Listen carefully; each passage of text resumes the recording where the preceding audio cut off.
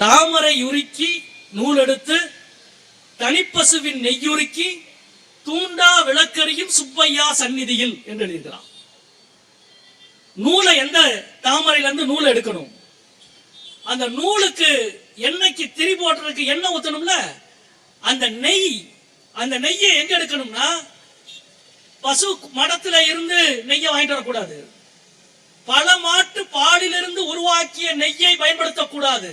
தனி பசுவின் நெய்யுருக்கி, தனி பசு திருப்பரங்குன்றம் கோவில் சந்நிதியில் விளக்கேற்றுவதற்கென்று நெய்யுக்கு ஒரு பசு நேர்ந்து விடப்பட்டு தனி பசுவின் நெய்யுருக்கி அதில் தூண்டா விளக்கரியும் சுப்பையா சந்நிதியில் என்று எழுதி வைத்திருக்கிறார்.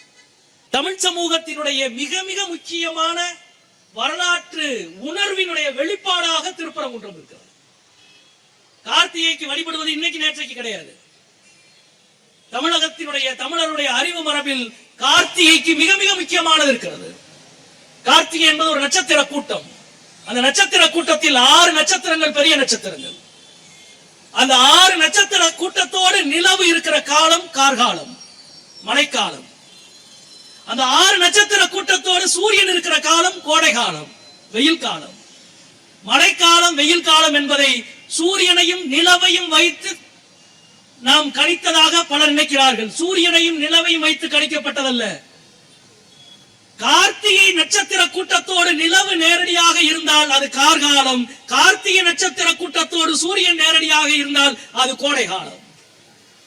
மலையில் இருந்த மக்கள் வானியல் அறிவை அவ்வளவு நுட்பமாக புரிந்து உருவாக்கினார்கள். எனவே தான் மலை மகன் முருகனை கார்த்திகை நட்சத்திரத்தோடு ஒப்பிடுகிற, புரிந்து கொள்ளுகிற, வழிபடுகிற மரபு இங்கே உருவானது. நம்முடைய மாதத்தின் துவக்கம் இன்னைக்கு 1ஆம் தேதி ஆரம்பிக்கிறோம். அது பிரிட்டிஷ் காலண்டர். தமிழ் மாதங்களினுடைய துவக்கம் பௌர்ணமியிலிருந்து துவங்கியது. உங்களுக்கு தெரியும், மார்கழி திங்கள் மதி நிறைந்த நன்னாளால் என்ற பாடல் உங்களுக்கு தெரியும். மார்கழி திங்கள் என்றால் மார்கழி மாதம், மதி நிறைந்த பௌர்ணமி. பௌர்ணமி அன்னைக்குதான் ஒரு மாதம் ஆரம்பிக்கும். முழு நிலவு நாளன்று தான் தமிழ் மாதம் துவங்கும். கார்த்திகையின் முழு நிலவு நாளன்று துவங்குகிற தமிழ் மாதத்தில் வழிபடுகிற முருகனுக்கு எங்கே விளக்கேற்ற வேண்டும், என்ன விளக்கேற்ற வேண்டும், என்ன திரி ஏற்ற வேண்டும், திரிக்கு என்ன நெய் வைக்க வேண்டும் என்பது உட்பட தமிழ் சமூகம் எழுதி வைத்து, நம் முன்னோர்கள் எழுதி வைத்து நம்மிடம் கொடுத்திருக்கிறார்கள். அதுதான் நமக்கு மிகப்பெரிய கொடை, மிகப்பெரிய கொடை. சங்கிகள் வட இந்தியாவை போல தமிழ்நாட்டில் வாழாட்ட முடியாததற்கு நாமெல்லாம் காரணம் மட்டுமல்ல, நம் முன்னோர்கள் எழுதி வைத்த வரலாறு தான் முதல் பெரும் காரணம்.